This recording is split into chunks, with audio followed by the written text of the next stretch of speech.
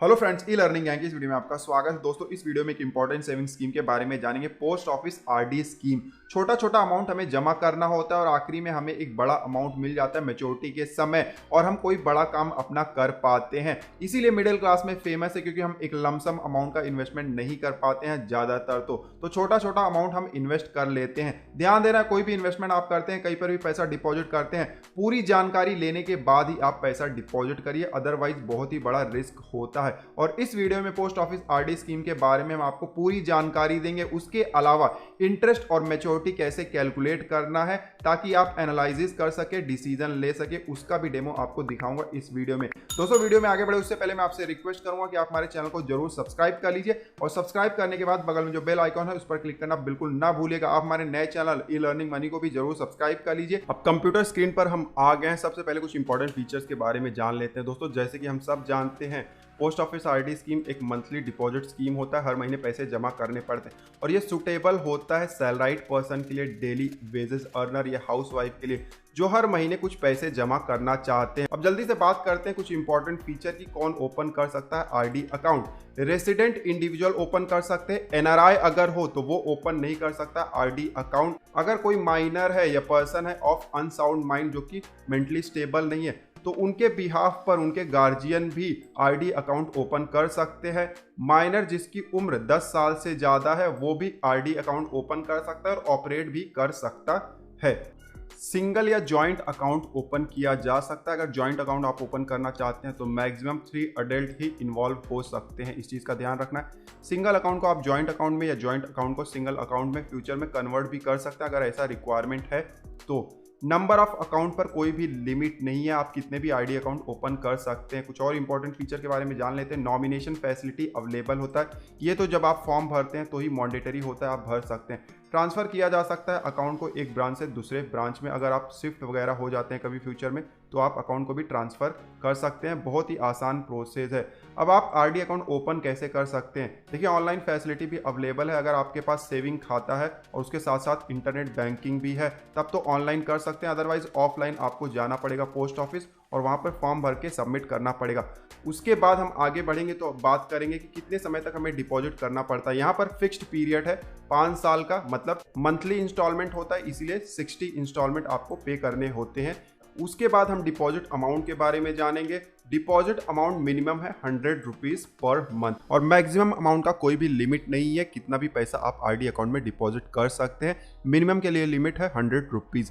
ध्यान देना, account open करते समय आप कैश या चेक दोनों में से किसी भी ऑप्शन का यूज कर सकते हैं। अब एक सवाल काफी पूछा जाता है कि क्या हम ऑनलाइन डिपॉजिट कर सकते हैं? तो दोस्तों, जवाब यहाँ पर है कि हाँ, कर सकते हैं। अगर इंटरनेट बैंकिंग या मोबाइल बैंकिंग है आपका पोस्ट ऑफिस के लिए, तो आप कर सकते हैं। बट ध्यान देना है, पोस्ट ऑफिस का इंटरनेट बैंकिंग सिर्फ पोस्ट ऑफिस के अकाउंट में ही काम करता है। आप अपने पोस्ट ऑफिस सेविंग खाते से पोस्ट ऑफिस आरडी अकाउंट में पैसा ट्रांसफर कर सकते हैं, लेकिन अपने बैंक से अगर आपको आरडी अकाउंट में पैसा ट्रांसफर करना है तो आप डायरेक्टली नहीं कर सकते हैं। लेकिन ध्यान देना, इसका भी सॉल्यूशन है।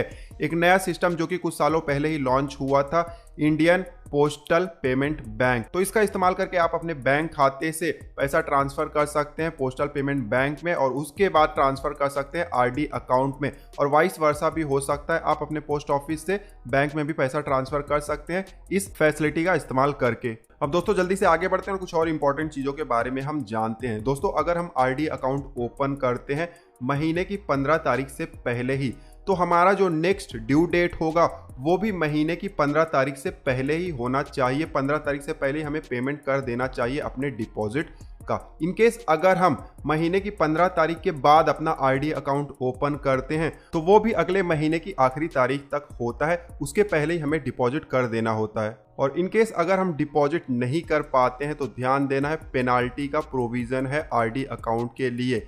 1 रुपए का पेनाल्टी लगेगा हर 100 रुपए पर, अगर आप समय पर डिपॉजिट नहीं करते हैं। जल्दी से एक एग्जांपल के जरिए मैं आपको समझाता हूँ। मान लीजिए आपका इंस्टॉलमेंट है हर महीने 1000 रुपए, ठीक है। 2 महीने आपने पेमेंट नहीं किया समय पर, तो आपका टोटल पेंडिंग डिपॉजिट हो गया है 2000 रुपया। इसके ऊपर आपको 20 रुपए का पेनाल्टी लगेगा, क्योंकि 100 रुपए पर 1 है, तो 2000 पर ये 20 रुपया हो जाता है। अब टोटल पेमेंट आप जब तीसरे महीने करने जाएंगे तो आपको 2020 रुपया ये जो प्रीवियस मंथ का था और जो करंट मंथ का है 1000 रुपया वो ऐड करके मतलब 3020 रुपया आपको जमा करना पड़ेगा। तो इस तरीके से आपको पेनाल्टी भी लग सकता है, इस चीज़ का आपको ध्यान देना है। अब दोस्तों सबसे इंपॉर्टेंट पॉइंट यहाँ पर यह है कि अगर आप लगातार 4 महीने तक डिपॉजिट नहीं करते, डिफॉल्ट हो जाते हैं, तो आपका अकाउंट डिसकंटिन्यूड हो जाता है। फिर आगे आने वाले 2 महीने का हमें समय मिलता है जिसमें हम अकाउंट को रिवाइव कर सकते हैं और जो डिफॉल्टेड अमाउंट था उसको हम पे कर सकते हैं पेनाल्टी के साथ। बट इनकेस अगर उन 2 महीनों में भी हम कोई भी पेमेंट नहीं करते हैं तो हमारा खाता बंद हो जाता है, जो बैलेंस होगा वो हमें वापस मिल जाता है और जो भी डिपॉजिट होगा उसके ऊपर हमें सेविंग बैंक खाते के हिसाब से इंटरेस्ट मिल जाएगा। उसके अलावा एक और इम्पॉर्टेंट चीज़ है, मान लेते हैं कि आपका डिफ़ॉल्ट पीरियड 4 महीने से ज़्यादा नहीं है, लेकिन आपके पास एक साथ भरने के लिए पैसा नहीं है, तो आप चाहें तो जो आपका मैच्योरिटी डेट है उसको आप 4 महीने तक एक्सटेंड कर सकते हैं। लेकिन ध्यान देना है आपका डिफ़ॉल्ट पीरियड 4 महीने से ज़्यादा नहीं हुआ होना चाहिए, तब आप ये ऑप्शन भी इस्तेमाल कर सकते हैं, मैच्योरिटी डेट को एक्सटेंड कर सकते हैं। अब ये तो हमने जान लिया कि अगर पेमेंट डिफ़ॉल्ट हो जाता है तो क्या पेनाल्टी होता है, क्या ऑप्शंस होते हैं हमारे पास।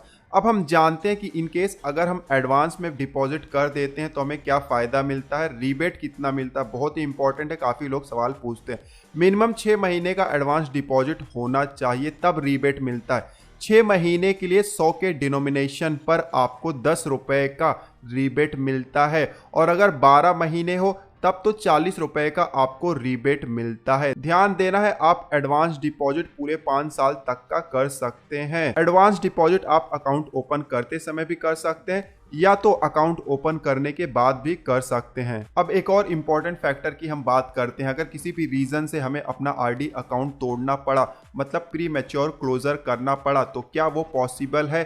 तो जरूर पॉसिबल है। जब हम अपना आरडी अकाउंट ओपन करते हैं तो उसके 3 साल कंप्लीट होने के बाद प्री मैच्योर क्लोजर किया जा सकता है, 3 साल के पहले नहीं कर सकते हैं। जब प्री मैच्योर क्लोजर करेंगे तो हमें हमारा डिपॉजिट का पैसा मिल जाएगा, प्लस उस डिपॉजिट पर आपको सेविंग बैंक खाते का जो इंटरेस्ट रेट है उस हिसाब से ब्याज मिल जाता है। तो नुकसान होना पक्का है, इस चीज का आपको ध्यान रखना है।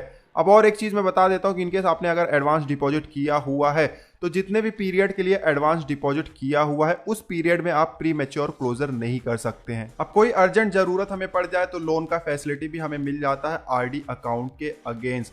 ध्यान देना है 1 साल कंप्लीट होने के बाद ही हम लोन ले सकते हैं अपने आरडी अकाउंट के अगेंस्ट, वो भी जो टोटल डिपॉजिट हुआ है उसका 50% ही ले सकते हैं। अब इंटरेस्ट रेट क्या होगा अगर हम लोन लेते हैं तो जो आपका आरडी का इंटरेस्ट रेट है उससे 2% ज़्यादा होगा आपके लोन का इंटरेस्ट। ध्यान देना लोन का रीपेमेंट आप लमसम में भी कर सकते हैं, अदरवाइज मंथली इंस्टॉलमेंट में भी कर सकते हैं। लोन अगर आप रीपे नहीं करते हैं तो आपका जो मैच्योरिटी अमाउंट बनेगा आखिरी में उसमें से लोन प्लस जो लोन का इंटरेस्ट होगा वो कट जाएगा, ठीक है। इसलिए इस चीज का भी ध्यान रखिएगा लोन लेते समय। अब आ जाता है सबसे इंपॉर्टेंट फैक्टर इंटरेस्ट रेट, कितना रिटर्न हमें मिलता है आरडी अकाउंट पर। दोस्तों अभी इंटरेस्ट रेट चल रहा है 5.8%, काफी कम है अगर कंपेयर करें पिछले सालों से। लगातार 1 साल से यही इंटरेस्ट रेट है। 1 अप्रैल 2020 से 5.8 था, अभी तक 5.8 है।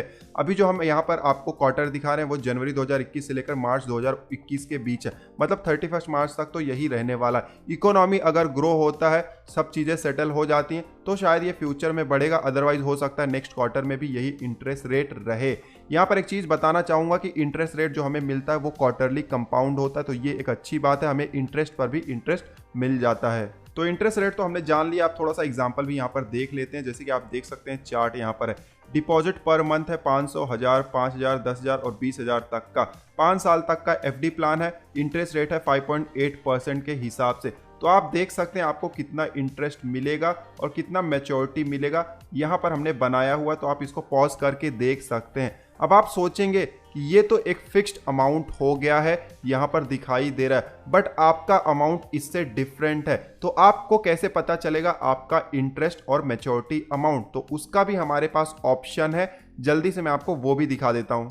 अब आप स्क्रीन पर देख सकते हैं एक आरडी कैलकुलेटर, ये हमने खुद से बनाया हुआ है। जैसे ही समय मिलता है कुछ नई नई चीज़ें हम करते रहते हैं। आई होप कि आपको पसंद आएगा। ई लर्निंग मनी का जो हमने चैनल बनाया हुआ है उससे जुड़ा हुआ है ये वेबसाइट, और ऊपर डिपॉजिट अमाउंट है, इसमें आपको अमाउंट इंटर करना है। देखिए यहाँ पर लिखा गया कि मिनिमम 100 आप करिए, जो कि रूल है पोस्ट ऑफिस आरडी स्कीम का। तो मान लीजिए हम 1500 रुपये यहाँ पर इंटर कर देते हैं, ठीक है। अब इंटरेस्ट रेट भी यहाँ पर आपको बताया गया, करंट इंटरेस्ट रेट चेंज होगा तो यहाँ पर भी चेंज हो जाएगा। 5.8 इंटर कर दीजिए। उसके बाद नंबर ऑफ ईयर जो है वो 5 साल का है, तो तो हम यहाँ पर 5 साल इंटर कर देते हैं। ठीक है, अब देखिए यहाँ पर टोटल डिपॉजिट आप कितना करते हैं 5 साल में, 90,000 रुपया। टोटल इंटरेस्ट कितना आया और टोटल मैच्योरिटी कितना आया वो आपको यहाँ पर दिखाई दे रहा है। तो इस तरीके से ये कैलकुलेटर काम करता है, आपको बहुत ही अच्छी जानकारी दे देता है। अब आप सोचेंगे कि इसको हम एक्सेस कैसे करेंगे। elearning.com पर जाना है, ऊपर आपको पोस्ट ऑफिस सेविंग स्कीम दिखाई देगा, इस पर क्लिक कर देना है।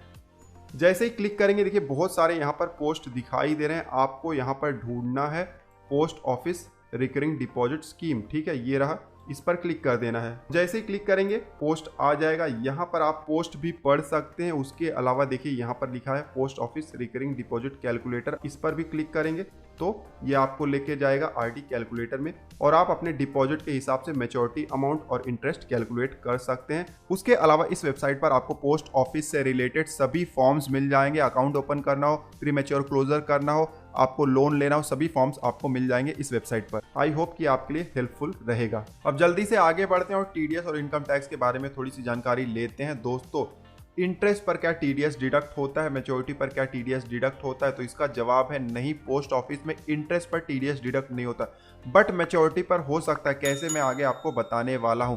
ध्यान देना है, टीडीएस डिडक्ट नहीं होता मतलब इंटरेस्ट जो है वो एग्जेम्प्ट नहीं है। इंटरेस्ट टैक्सेबल होता है, उसे आईटीआर में आपको दिखाना होता है और इनकम आपका अगर ज़्यादा हो तो उसके ऊपर टैक्स भी लग सकता है। अब यहाँ पर एक और इम्पॉर्टेंट चीज़ है, जैसे कि हमने बताया मैच्योरिटी पर टैक्स लगता है। सेक्शन 194N ये पिछले साल ही इंट्रोड्यूस हुआ। कैश विड्रॉल पर टीडीएस डिडक्ट होता है। कैश विड्रॉल कहाँ से, बैंक से या पोस्ट ऑफिस, कहीं से भी आप करते हैं कैश विड्रॉल, तो पूरे साल में अगर आपका कैश विड्रॉल 20 लाख से ऊपर जाता है तो हो सकता है कि टीडीएस आपका डिडक्ट हो जाए। तो इनकेस आपने अगर ज़्यादा अमाउंट का आरडी लिया हुआ है और मैच्योरिटी अमाउंट ज़्यादा आने वाला है तो इस फैक्टर को भी आपको कंसीडर करना है। अब कैसे पता चलेगा कि टीडीएस डिडक्ट होगा या नहीं, डिपेंड करता है आप आईटीआर फाइल करते हैं या नहीं करते हैं, आपका विड्रॉल का टोटल अमाउंट कितना है पूरे साल भर में, तो उसके ऊपर डिपेंड करता है कि 2% या 5% आपका टीडीएस डिडक्ट हो सकता है। इसका एक पूरा वीडियो हमने बनाया हुआ है, लिंक आपको नीचे डिस्क्रिप्शन में मिल जाएगा, सेक्शन 194N का। दोस्तों ध्यान देना है, अगर हमारा आरडी स्कीम का मैच्योरिटी कंप्लीट हो जाता है तो उसके बाद भी हम एक्सटेंड कर सकते हैं, एक्सटेंशन पॉसिबल है। अगले 5 साल के लिए हम बढ़ा सकते हैं एप्लीकेशन पोस्ट ऑफिस में देकर। इंटरेस्ट रेट जो होगा एक्सटेंशन के समय वो सेम होगा जैसे पहले था। ध्यान देना है, एक्सटेंशन के समय आप चाहें तो अपना आरडी अकाउंट क्लोज कर सकते हैं, आपको कोई भी पेनल्टी वगैरह नहीं लगने वाला है। अब दोस्तों एक और इंपॉर्टेंट पॉइंट की बात कर लेते हैं। इनकेस जो आरडी अकाउंट होल्डर है किसी अनफॉर्चुनेट इवेंट में डेथ हो जाता है तो उसके पैसों का क्या होगा। देखिए, जो नॉमिनी या लीगल ईयर होता है वो क्लेम सबमिट कर सकता है पोस्ट ऑफिस में। क्लेम जैसे अप्रूव होता है आरडी अकाउंट को वो कंटिन्यू भी कर सकते हैं, अदरवाइज चाहे तो पैसा विड्रॉ भी कर सकते हैं। पैसा विड्रॉ करेंगे तो डिपॉजिट प्लस जो सेविंग बैंक का इंटरेस्ट रेट होगा उस हिसाब से ब्याज मिल जाएगा। तो दोस्तों इस वीडियो में हमने पोस्ट ऑफिस रिकरिंग डिपॉजिट के इंपॉर्टेंट फीचर्स के बारे में जाना हुआ है, उसके अलावा इंटरेस्ट रेट के बारे में भी जाना हुआ है और मैच्योरिटी अमाउंट कितना मिल सकता है आपके इन्वेस्टमेंट पे उसका भी हमने डेमो देखा हुआ है। ऑप्शन भी आपको यहाँ पर एक मिल गया कि आप खुद से कैलकुलेट कर सकते हैं। तो आई होप कि आपके लिए ये वीडियो यूजफुल रहा होगा।